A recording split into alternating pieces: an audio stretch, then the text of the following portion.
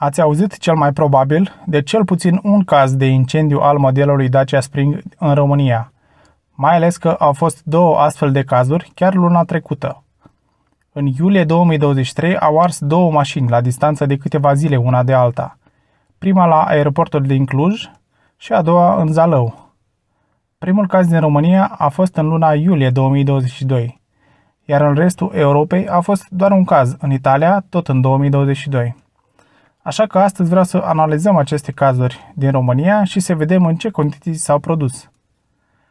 Bineînțeles că elementul de noutate al mașinilor electrice atrage mediatizarea acestui gen de incidente, deși mașinile cu motoare cu ardere internă iau foc mult mai des. Există totuși pe bună dreptate un motiv întemeiat de îngrijorare în ceea ce privește incendiul unei mașini electrice.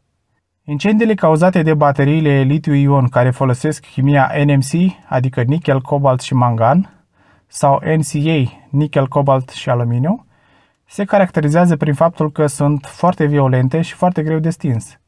Incendiile pot fi provocate fie de șocuri mecanice puternice, de penetrări de temperaturi excesive sau de defecte în procesul de fabricație al celulelor sau al pachetului de baterii. De câțiva ani, chimia LFP, adică litiu fosfat de fier, a ajuns la o densitate energetică suficientă pentru a putea fi folosite și pe mașini. Avantajul acestei chimii este o siguranță mult mai bună în ceea ce privește declanșarea incendiilor. Avem aici bateria lamelă dezvoltată de BYD, care folosește această chimie și se vede că la penetrare bateria nu ia foc. Bateria Dacia Spring folosește, din păcate să zicem, chimia NMC, deci are un risc mai ridicat de incendiu. Odată cu testele Euro NCAP ale Dacia Spring, a fost pus la dispoziție și manualul de intervenție pentru echipele de descarcerare și pompieri. Și aici este indicat faptul că bateria Dacia Spring se stinge inundând-o cu apă prin orificiul situat sub bancheta spate. Asta, bineînțeles, dacă incendiul nu a apucat să devină foarte violent și se poate accesa acel loc. Chiar și cu acest risc crescut de incendiu al mașinilor cu baterii, procentual mașinile pe combustie registrează mult mai multe cazuri de incendiu față de cele electrice. Un studiu din America arată că la fiecare 100.000 de mașini vândute, mașinile hibride au rata cea mai mare de incendiere, cu 3474 de mașini, cele pe benzină 1530, în timp ce mașinile electrice doar 25.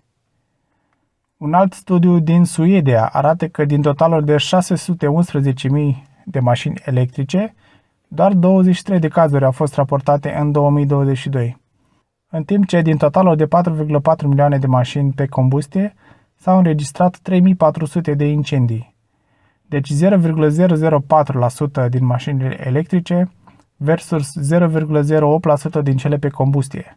Revenind la cazurile noastre, primul caz de incendiu din România a fost în iulie 2022. Mașina a fost surprinsă pe o platformă și se vede că incendiul a izbucnit în partea din față, cel mai probabil de la portul de încărcare, din cauza unui contact imperfect în timpul încărcării. În rest, mașina nu pare să fi fost avariată. Primul caz grav a fost înregistrat în mai 2023 în județul Timiș. Mașina era condusă de soția proprietarului și cu câteva sute de metri înainte de a ajunge acasă, aceasta a auzit un șuierat puternic de sub mașină. A oprit imediat, a scos copiii și a filmat cum mașina a început să scoată din ce în ce mai mult fum din zona bateriei și apoi a luat foc. Din fericire, nimeni nu a fost rănit și nu s-au înregistrat alte pagube materiale în afară de mașină. Mașina avea asigurare casco, dar investigația privind cauza incendiului este tărăgănată de Dacia și nu avem încă un răspuns din partea producătorului. Al doilea caz grav a avut loc la Cluj, în iulie 2023, în zona aeroportului. Se pare că incendiul a pornit tot de la baterie, dar pompierii au ajuns la timp și se pare că au reușit să stingă incendiul înainte ca acesta să se extindă și să facă scrum toată mașina. Al treilea caz grav s-a înregistrat tot în iulie 2023 în Zalău. Dar aici se pare că incendiul nu a pornit de la baterie.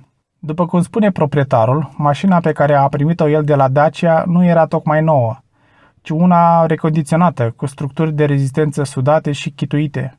Acesta se îndrepta către reprezentanță pentru a face revizia, cât mașina a început să claxoneze singură și apoi a luat foc. Cauza probabilă a fost un scurt circuit electric la sistemul de climatizare al mașinii. Deci, din cele 4 incidente din România, doar 2 se pare că ar fi pornit de la baterie și în niciunul din cazuri nu s-au înregistrat victime umane. Pentru că oricât de violente sunt incendiile provocate de baterii, există suficient timp de reacție. Bateria nu a explodat sau nu s-a aprins instant, în niciunul dintre cazuri. Și după cum ne arată cazul filmat din mai, există câteva zeci de secunde de atenționare, de exemplu zgomotul puternic și fumul, înainte ca bateria să ia foc efectiv. În România s-au înmatriculat până acum aproximativ 14.000 de Dacia Spring. Deci 4 cazuri din 14.000 de mașini reprezintă doar 0,028%. Bineînțeles că asta nu înseamnă că nu trebuie să ne facem griji, iar Dacia trebuie să comunice rezultatele anchetelor, care din păcate întârzie să apară. Chiar și fără casco, astfel de incidente pornite de la aprinderea bateriei nu pot fi puse pe seama utilizatorilor, iar Dacia trebuie să ofere pe garanție o mașină nouă, în schimbul celei incendiate. Vă țin la curent cu noutăți despre aceste cazuri, așa că nu uitați să vă abonați și aștept părerile voastre în comentarii. Drumuri bune și fără surprize vă doresc!